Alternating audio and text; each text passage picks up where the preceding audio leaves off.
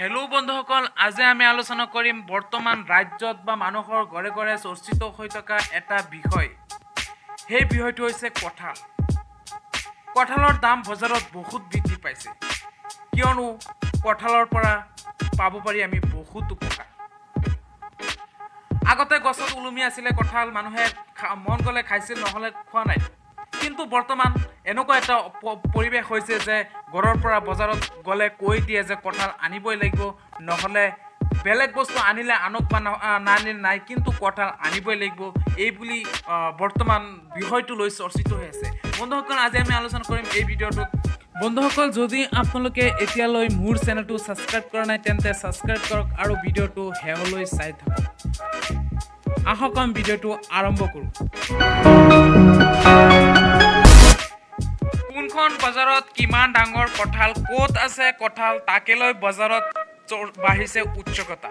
কিয়নো কানে কানে এটা খবৰ ওলাইছে, কঁঠাল খালে বাচিব পাৰিব কৰোণাৰ পৰা।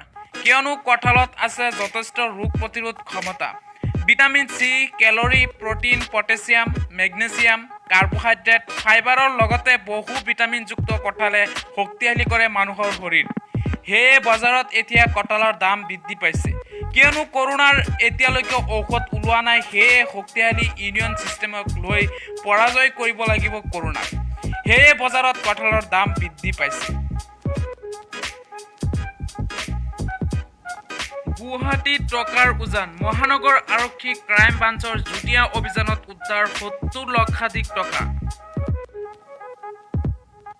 গুৱাহাটী মহানগৰীৰ চলাপৰাত মহানগৰ ক্ৰাইম ব্ৰাঞ্চে চলোৱা এক অভিযানত উদ্ধাৰ হৈছে বিশাল পৰিমাণৰ ধন। এগৰাকী মণিপুৰী মহিলাৰ ঘৰত চলোৱা এই অভিযানত মুঠ 73,70,200 টকা উদ্ধাৰ। আজি আম্বালাত অৱতৰণ কৰিব ফ্ৰান্সৰ পৰা অহা 5 ৰাফেল যুদ্ধ বিমানে। ইতিমধ্যে ৰাফেল অৱতৰণৰ বাবে সকলো ব্যৱস্থা কৰা হৈছে আম্বালা বিমান ঘাটিত। আম্বালা বিমান ঘাটিৰ 3 কিলোমিটাৰ পৰিসীমাত ড্ৰোনৰ উৰণ নিষিদ্ধ কৰা হৈছে। বিমান ঘাটিটোৰ কাষৰীয়া 4খন গাঁৱত ইতিমধ্যে জাৰি কৰা হৈছে 144 ধাৰা। ৰাফেল অৱতৰণ কৰাৰ সময়ত ফটো অথবা ভিডিঅ' সংগ্ৰহ কৰাৰ ক্ষেত্ৰত নিষেধাজ্ঞা আৰোপ কৰা হৈছে। উল্লেখ্য যে চীনৰ ড্ৰেগন যুদ্ধ বিমানৰ সমকক্ষ ৰাফেলে উড়ন্ত অৱস্থাতে 130 কিলোমিটাৰ আঁতৰৰ লক্ষ্যত আঘাত হানিবলৈ সক্ষম। ভাৰত চৰকাৰে মুঠ 59,000 কোটি টকাৰে ফ্ৰান্সৰ পৰা ক্ৰয় কৰে 36খন ৰাফেল। প্ৰথম 5খনে আজি অৱতৰণ কৰিব আম্বালাত। বন্ধুসকল, ভিডিঅ'টো শেষলৈ চোৱাৰ বাবে বহুত বহুত ধন্যবাদ।